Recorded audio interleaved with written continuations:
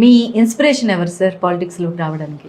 So నాకు పాలిటిక్లో main inspiration Nandamuri Taraka Ramarao గారండి. ఆయన చేసిన కార్యక్రమాలు ఏదైతే ఉన్నాయో అవి నాకు చాలా ఇది ఇష్టం. ₹2 పేదలకి కిలో బియ్యం కానీ ఆయన చేసిన అనేక సంక్షేమ కార్యక్రమాలు అవి నాకు బాగా అంటే నచ్చి నేను ఆయన ఇన్స్పిరేషన్ తీసుకున్నా. అదేవిధంగా ఇప్పుడున్న లీడర్స్లో రేవంత్ రెడ్డి గారు మన రెవెన్యూ శాఖ మంత్రి పొంగులేటి శ్రీనివాసరెడ్డి గారు. ఎందుకు చెప్తున్నానంటే శ్రీనివాసరెడ్డి గారు కానీ, తుమ్మల నాగేశ్వరరావు గారు కానీ, బట్టి గారు కానీ వాళ్ళు ఇచ్చే ప్రోత్సాహం అనేది ఎప్పటికీ నేను మర్చిపోలేను మేడం. చాలా బాగా ప్రోత్సహిస్తుంటారు.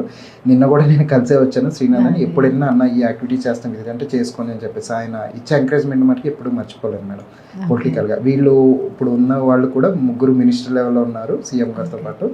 సో చాలా ఆనందం, ఎప్పుడు ప్రోత్సహిస్తూనే ఉంటారు. అదేవిధంగా ఇక్కడ మన కాన్స్టిట్యున్సీ లెవెల్లోకి వచ్చేప్పటికి ఇన్ఛార్జ్ జగదీశ్వర్ గౌడ్ గారు కానీ, బండి రమేష్ గారు కానీ, జరిపాటి చేపాలి కానీ అందరూ వాళ్ళకి తోచినంత ఏదో విధంగా ప్రోత్సహిస్తారు.